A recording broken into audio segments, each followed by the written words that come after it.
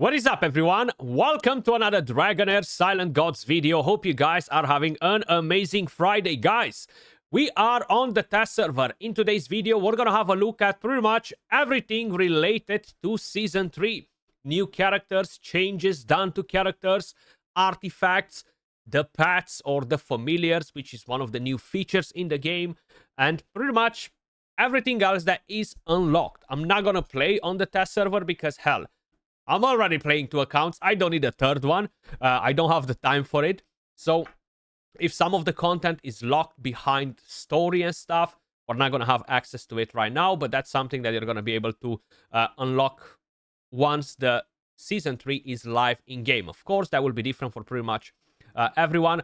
I'm still hoping that at some point they will allow us to select what season we want to be in. If I want to bring in a friend to play the game today, it's going to start in Season 1, right? And it's going to be a bit like unrelatable, so we want to make sure that that thing is gone because it's very, very important for the community, right? Now, leaving all that on the side, if you guys want to get free rewards, if you want to get free Hatchery dice, gems, if you want to help and support the channel, which, by the way, I really, really appreciate, you can click on the link in the description down below or the pinned comment. You can claim some free rewards when you use the code on top of what you're going to receive directly onto your account. Use code Skratch once the event is over, because this is a new event. So if you use my code in the past, you're going to have to redo it again. Once this event is over, you're going to be able to get free Hatchery dice, gems, and other goodies sent straight into the inbox for everyone that is using code Skratch, basically, not just for a few of you, pretty much everybody. But leaving all that on the side, let's dive straight into the main topic. Season 3, Snarls of Lava, right? I'm curious to see what do we have in the exchange shop. So this will be the season, this will be for Season 4, this shop, if I'm not mistaken, yeah? We have a chest right here, which enables us to get duplicates of U tier, okay? And slowly, I guess, in other seasons, they will add the rest of the characters as well. You can even get this artifact if you choose to do it. If we're going to have a look at the other shops, I don't think anything really changed in here. I would like to see new cosmetics in the arena shop. There isn't much to get from there after you're done. New cosmetics in the glory shop. That would be really nice too. That's the familiar shop. So basically, you can get the eggs and hatch them, and it seems like they do have talents. Yeah, they have talents. Okay, that's interesting. So this is one of them. This is the mythical. You can have the legendary version or the epic version. That's actually pretty cool though. So basically we have attack, HP, defense, and the familiar spell. Rollbot spins its flywheel after 2 seconds, deals 6% target's max HP through damage to the enemy with the lowest current HP. The max damage HP damage cap is based on the higher of the familiar's attack or defense, and has a chance of dispelling a buff from the target. So it's not like they're going to be absolutely broken, at least not this particular one, but I think they're going to be very, very helpful in a lot of content. Of course, the difficulty of the content might as well be upgraded to kind of like make sense out of it. We have Familiar Domestication Advanced Option Chest. What are these? Can replace a familiar specific talent with Talarin's Resonance. After an ally uses an ultimate skill, they gain a... Ooh. So you can actually use these things to replace some of the talents, or these are what you need in order to get the talents done. Either way, it is pretty interesting that you can add a lot of buffs to it. Actually looks pretty cool. Let me just purchase some of these chests, because I have a lot of currency on the test server. So we can purchase 3. We're going to go and open the chests after. This is the hatching box. We're going to get some of these too, because we're not sure what they will do. Then Journey Shop, pretty much the same story. Seasonal Shop, we've already seen that. And this is the Wintertide Market. This is something that is live in-game at the moment for me. I'm curious to see the rewards, the cosmetic for top 5. Okay, so you're not getting a cosmetic anymore. I mean, you're getting this title, Crown of the Emperor, but you are getting this currency, which is already part of the Odyssey. Damn, it sucks because I'm not gonna be able to do top 5 on my server, and that cosmetic is really really cool. But unfortunately, I'm not gonna be able to get it. And I was curious to see if we can actually go to the cosmetic shop right here, but we are not able to do that. These are the 7-day login rewards. You're getting some goodies from there. And what do we have right here? Can we see anything? This is now resetting. I've heard a lot of people saying that it will reset, but that's not is not the case. We're gonna check the banners as well and everything else, because the main character that we're gonna want to get is basically Rook and his crew. So these are all of the familiars. Let's quickly do a small inspection. Leaps high into the air for 2 seconds, deals resonance and targets max HP damage. The damage is capped as for all of them by the looks of it. Heals the ally with the lowest current HP. And if the ally has defense up, they receive an additional healing. Okay, and then you can add talents that will allow you to do a lot of crazy things. You know, there are way too many to go through all of them. Granted shield, healing, attack up, tons of things. Enlightenment, resistance, accuracy. That's actually really, really cool. Then we have this familiar right here. They do look pretty good. The graphics are definitely badass. Flies into the air, deals damage to all enemies. Then has a chance to inflict distraction. Increases the AoE damage taken by 12%. Ooh, that can be nice for PvP. Really nice for PvP. And not just PvP. If we're going versus enemies where AoE damage will be huge, this can be a very strong familiar. Then we have this pet. Damn, they look so cool. I actually really like the design on them. They look really cool. This is Foliage Spiker, gathers energy for 2 seconds, then grants hit recovery and defense up to all melee characters for 10 seconds. And if the target's HP is at or below 50, they will also be healed.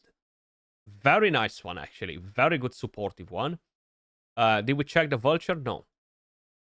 No. Vulture cycles overhead with piercing cries. After 2 seconds, grants received healing up to all allies for 7 seconds. Increases the healing received by 30%. The duration is extended with the resonance level. 24% of the overhealing is converted into true damage, distributed among all enemies. Then we have this one, the water one. Does look pretty cool. Gathers mist for 2 seconds, then grants a buff to all allies. If the target's accuracy is greater than the resistance, grants accuracy up. Otherwise, grants resistance up and lasts for 9 seconds. Doesn't sound that special. It might be useful early on. This is a bug for sure, to see this pink box around him. Stoneborn charges briefly for 2 seconds, then unleashes an energy wave to deal damage to the enemy with the highest current HP, with a chance to inflict vulnerability, which increases the damage taken by 8%. Okay, not bad. So 8% additional damage versus the target. Then we check the robot and we have the mimic. I hate these freaking boxes. When I open this chest and I'm seeing one of them, I'm like, no, you're gonna make me waste 60 seconds of my life. Ooh, look at these debuffs. Opens its grappling map for 2 seconds, then has a chance of inflicting recharge speed penalty on the enemy with the highest attack for 10 seconds. If the target has attack penalty, the effect is replaced with enhanced recharge down, which reduces the recharge speed by 60%. Wow, that is actually really strong, and it goes versus the damage dealers. That can be huge for PvP. All right, so those are the familiars. If we're gonna have a look at the characters, let me just see if I can find a way to select the new schools of damage. Yes, actually no, because some of them are not from a particular school of damage. So we're going to go one by one on the new ones. This is one of the new exclusives. He's going to be a wild character. Pretty interesting. Very curious to see if he's actually going to be solid or not. He does look pretty cool. So with the passive, Each time the hero casts a skill, grants flame to a random wild ally for 20 seconds. Each stacks up to 1 time. Each time inflicting flame, the hero gains 1 stack of flame ablaze, which stacks up to 15 times, which will increase the damage dealt by 5, up to 15 stacks, and the flame increases the wild dice roll by 1. Very nice. Then we have the battle skill. Unleashes 2 fire rings on random enemies, dealing derivative fire damage. When a target hit by a fire ring is damaged again by a wild skill, dispels 1 fire ring and deals derivative fire damage again based on the next wild dice roll. The damage triggered by wild dice roll increases by 20% with each +1 dice roll result. So the higher you roll, the better. Fire ring triggers when hit by another wild effect, dealing bonus damage. Okay. And then the ultimate, which is single target too. If the roll is 3 or higher, deals derivative fire damage to the current target 2 times and grants 200% derivative damage. Okay. Grants 1 stack of flame to a number of random allies equal to the roll. If the roll is bigger than 3, or smaller than 3 actually, bigger than 3, and the other one was smaller than 3 at the top, sorry. So if the roll is bigger than 3 and smaller than 6 or equal to 6, deals 300% attack derivative fire damage to the current target 4 times and grants 1 stack of flame to a number of random allies equal to the roll. If the roll is bigger or equal to 7, deals 400% attack derivative fire damage to the current target 6 times. Hell, that is crazy. It might be good, it might not, but it sounds pretty good on paper. We have Victor. Victor is going to be a very, very awesome support character, or at least he used to be. Marks the enemy with a hero when the hero inflicts a debuff on them. The mark lasts the same as the debuff. Healing received by the marked enemy reduces by 35%. The ultimate energy on their healer will also be reduced by 30% as the enemy receives healing. The effect can only be triggered once every 5 seconds. Now, we use this character in a lot of content. Dispels buffs and puts buff prohibition with this. Removes the shields. This was very important for... can't remember what dungeons were gaining shield last time around. I'm not sure if they're making any changes to the dungeon bosses, actually. And then you have this skill, which is crazy. Deals attack fire damage to all enemies and converts up to 2 of their buffs to a random negative effect, which inherits the remaining duration of the original buff. After the conversion, if any enemy has less than 2 negative effects, there is a 100% chance of additionally inflicting 2 random negative effects on them for 10 seconds. And these are the randomly selected debuffs. He was very, very good in the previous version. Hopefully, he will still be the same. Cinerel is kind of like a Fire Garius, I would say. He has a chance to put attack penalty with the passive. Also, when the hero uses a skill to heal an ally, the hero himself gains a healing of 50% of the current healing granted. Then the battle skill fires 3 fireballs to strike random enemies with a chance to deal attack fire damage, and healing the ally with the currently lowest percentage of HP by 100% attack. And the ultimate selects an ally, dispels all of their debuffs, and grants them invincibility for 5 seconds. When invincibility on the ally expires, the hero deals fire attack damage to all enemies and heals all allies by 400% attack. So you have invincibility on one ally. I actually forgot about that part, to be honest. But he was a very good support character. Then, if we're moving down to see some of the new characters, we have Whisk, which is going to be really, really important to apply Corrosion. Corrosion is the new type of debuff. The percentage of damage converted into Corrosion against the enemy when dealing poison damage. Really, really strong. It was really, really strong. And I think it's still really strong from what I understood. And he was the key champion to stack a lot of Corrosion on the enemies. I don't have him, so I'm pretty positive that I'm going to get him, but still, it's definitely a champion that I want to get. This is Rook, the new exclusive. Seems like they kept his original skin, which is good because the new one was awful. He's really badass. Like, he's going to melt bosses, okay? These characters won't be great at the beginning of the season because you need good gear. So maybe not in the first week. But after, when you can give them good damage, attack, crit damage, because that's how you want to build them, that's when they're going to go crazy. And if I remember it correctly, they did not require any accuracy whatsoever, okay? So it's not like you need to build them with accuracy. You would build them as you would build a regular damage dealer, and they will just go and get the job done, right? And we had... I thought that we had another poison one. Ah, yeah, we have Sacradia. And I thought that was another one that seems like it's not here. They changed her skin. Actually, like it more like this. She seems a bit more like darkish team fantasy, you know? So, she was actually enabling the corrosion too, but she wasn't necessarily the best. I thought... Oh no, was an epic. Was an epic that was really, really good, actually. Was an epic, not another legendary. We only had Whisk and her, and then there were some epics that were really, really good to enable that, you know? But it gives you poison vulnerability, which increases the poison damage taken. She's awesome. I do have her, thankfully. Then we have a new exclusive for Dauntless. Okay, she's just right there. Guinevere. And we have Stangwen, which was a tank, if I remember it correctly. I don't think she was that great, though. If I remember it correctly, she was not that great. So when in possession of a buff, basic attack bounces between enemies up to 4 times. Each deals attack lightning damage with a chance of dispelling a buff from there. Then the battle skill was invincibility for 3 seconds and a shield. And the ultimate dispels all debuffs from the hero and grants control immunity and defense up to all allies. So she was okay, nothing too fancy.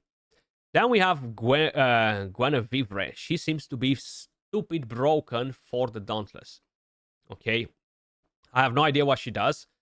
Basic attack spears enemies in straight line for an extra tile after every one basic attack. The next one will become a 3-hit combo. Each deals attack lightning damage. The battle skill displaces the enemy with the lowest HP, dealing attack lightning damage and marking the target for 8 seconds. If the target is hit by a basic attack while the mark is active, there's a 50% chance of dealing attack lightning damage. Okay, what about the ultimate? Grants attack speed up to all allies for 10 seconds, really, really good. Changes the attack form, turning the passive 3-hit combo into a 5-hit combo, with each hit dealing 500% damage. After triggering the 5-hit combo 3 times, reverts to the 3-hit combo. Okay, it doesn't sound like, oh my god, insane multipliers or anything crazy like that, but honestly, sounds pretty good. We're gonna check if we have an exclusive artifact for her. We have the new aura characters. So we're gonna have Dianta, which is gonna be one of them. Aura kind of changed in how it actually works.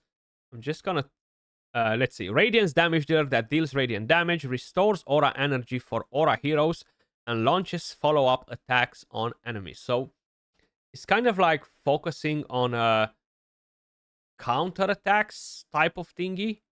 So they get damage, they charge their aura, and then they attack back. Before, you used to have characters increasing the aura energy on the other ones. So they've done some changes here. I have no clue if it's going to be good or not, though. Then we have Linkus, which was another enabler for the aura characters. Gains aura energy, then attacks. Yeah, so they still gain that energy. Deals attack radiant damage to all enemies. The hero and the aura ally with the highest attack gains 40 aura energy and 30% damage up force, I think. Afterwards, summon an accompanist to follow the aura ally with the highest attack. It kind of feels like they haven't changed anything. So the passive is Counter Strike. When taking direct damage, has a chance of triggering Blaze, dealing attack radiant damage to the attacker. The triggered Blaze can be enhanced by consuming 5 aura energy, reducing the damage taken by 20%, and adding max HP radiant damage for this attack. Gains a stack of Sacred Crown afterwards. She's an exclusive, by the way, right?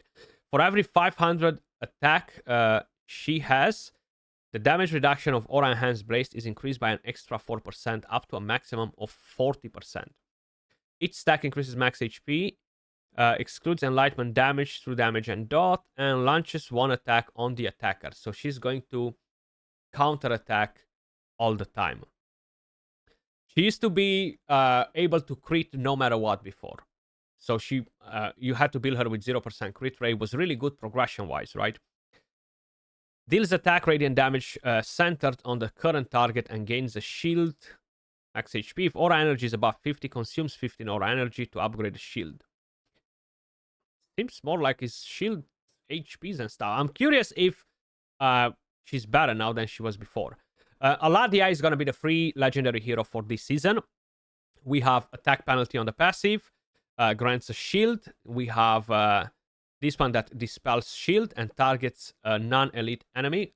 Will steal their shield instead. And deals attack all damage to all enemies with a chance to inflict frozen. And gives control immunity and a shield to all of the allies. Really, really good. So it's like Ardrat and Utier in the past. Then we have Trollgar. Oh my god, he's coming back. I have a few copies of this one.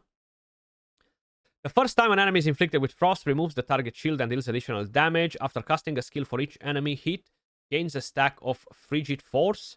And while progressing, Frigid Force dispels one stack of Frigid Force, changes the basic attacks to a Tornado Slash. The Tornado Slash deals damage to all enemies within range and inflicts frost.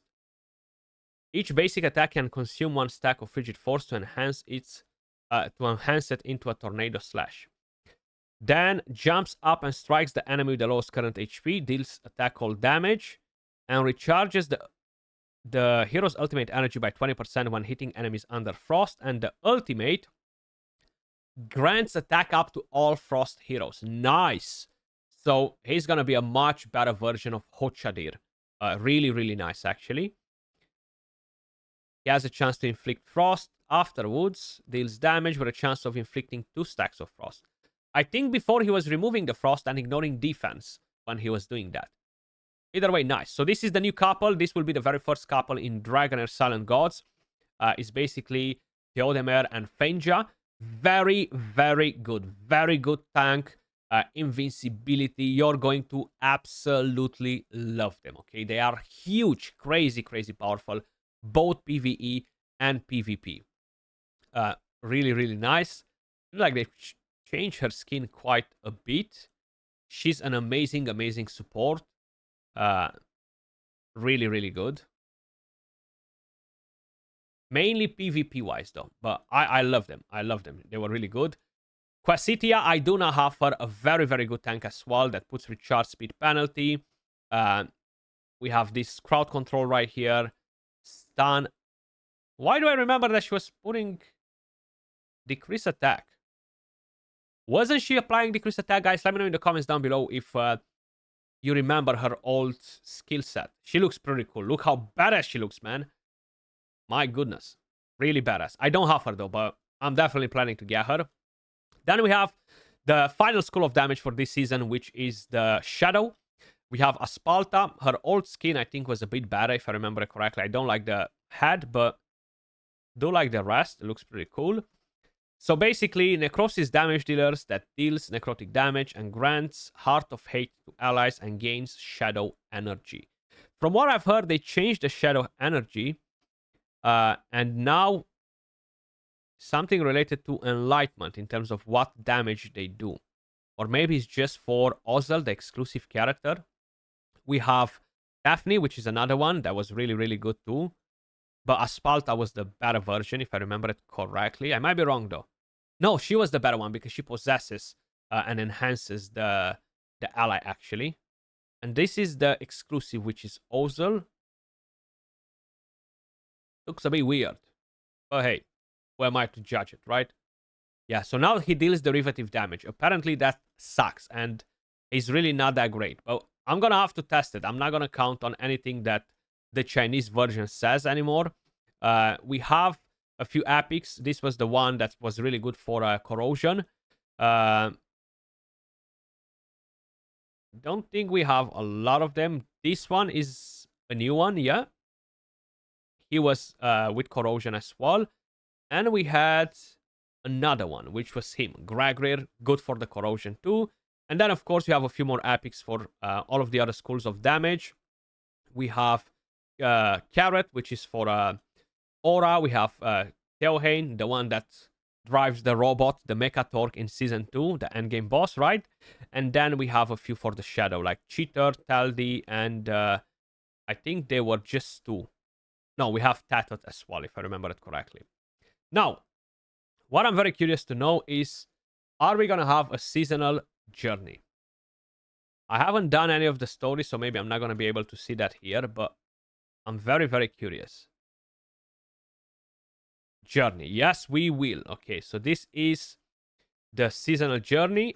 110 Hellite dice. That's why I was very, very curious. And chapter 12, Mythic Familiar Starlight Stoneborn. So you're going to be able to get some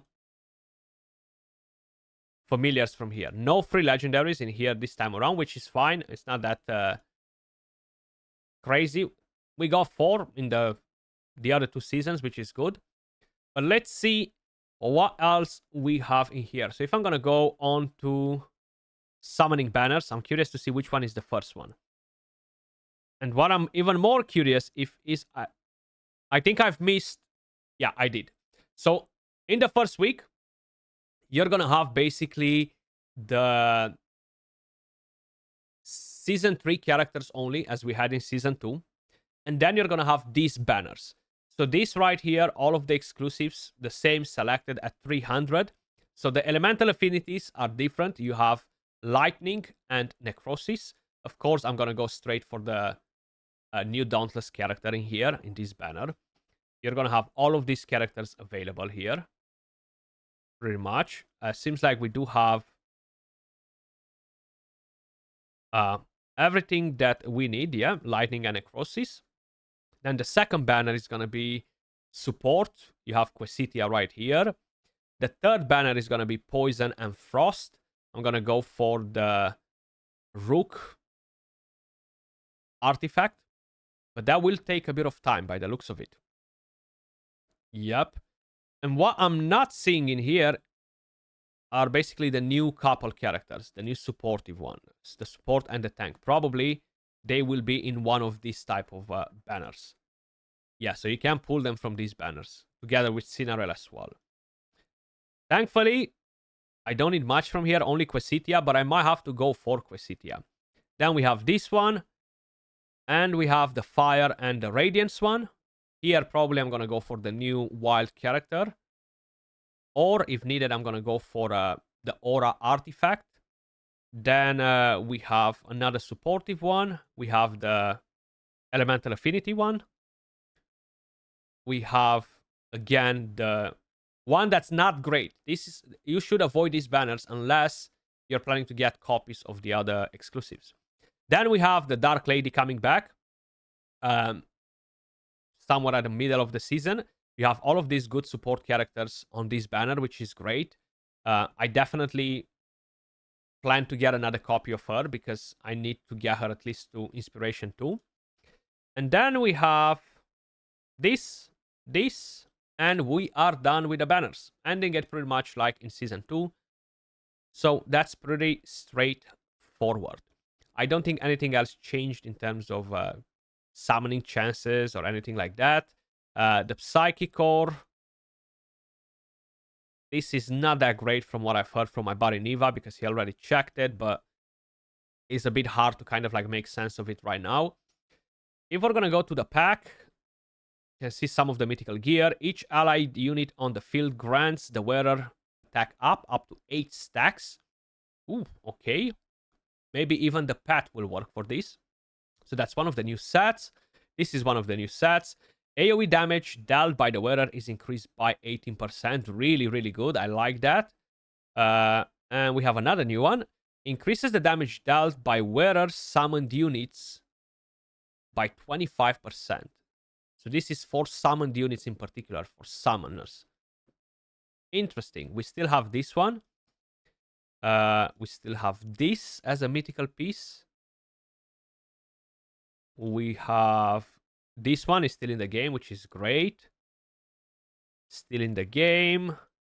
Why is this still in the game? Take it out. It sucks. Take it out of the game. We don't want to see it. We have a new one right here. Each buff on the wearer reduces the damage taken by 5. Okay, that's damage reduction. I like that. And reduces the effect of ultimate down on the wearer by 50%. Can be good PvP-wise. Maybe versus some of the bosses, depending on what bosses we have. Then, when the wearer damages a hero with a different element, the damage dealt is increased by 20%. Otherwise, is reduced by 5%. We have the same one that we have right now in the game. That's still here. This one needs to disappear from the game. We're going to have the exact same problem in the game. We're not going to be able to get good gear because we have so many mythical pieces. So many supportive pieces that are just not required. And the one for damage dealers with the accuracy, just get rid of it. It just sucks. It's not a good one. Not worth using it. But let me go back to the pack because I've been doing enough crying, guys.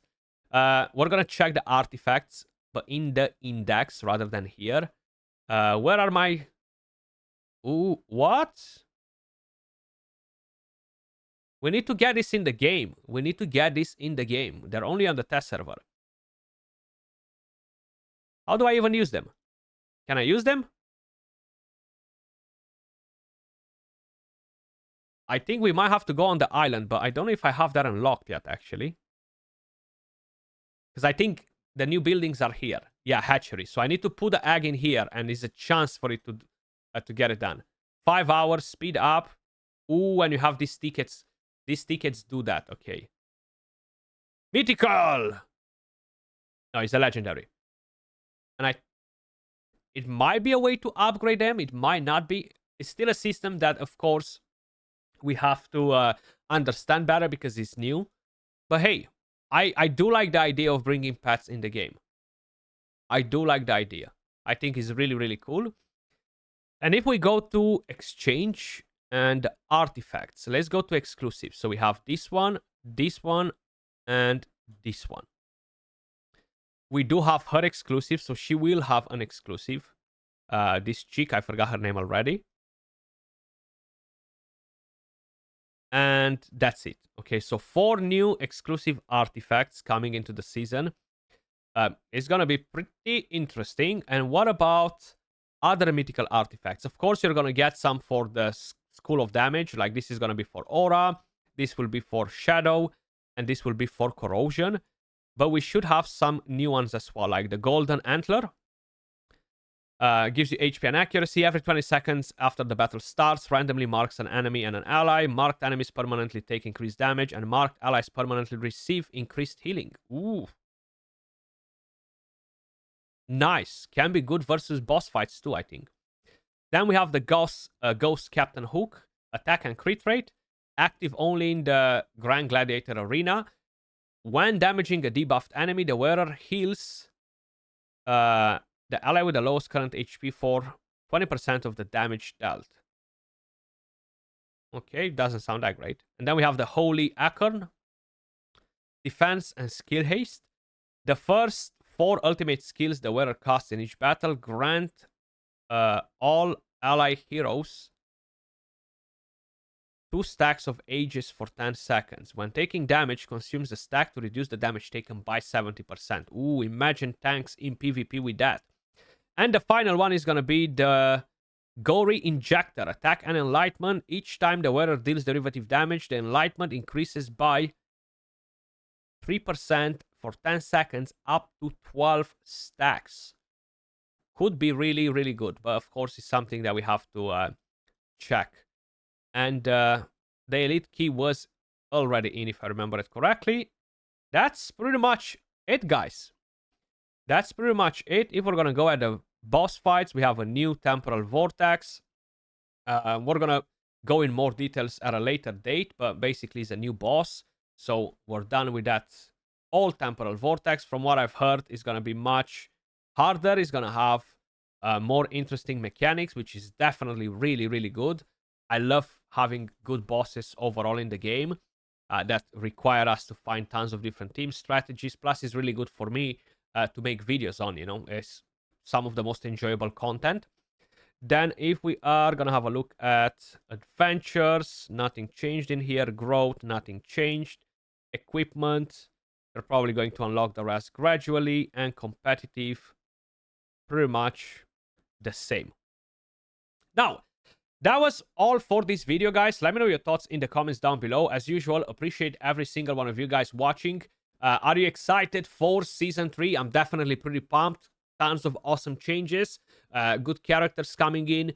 And yeah, looking forward to actually have access to it on the live server, which probably is going to be in around 10 plus days. Much love. Don't forget to use code Skratch to claim free rewards. And I will catch you all in the next one. Peace.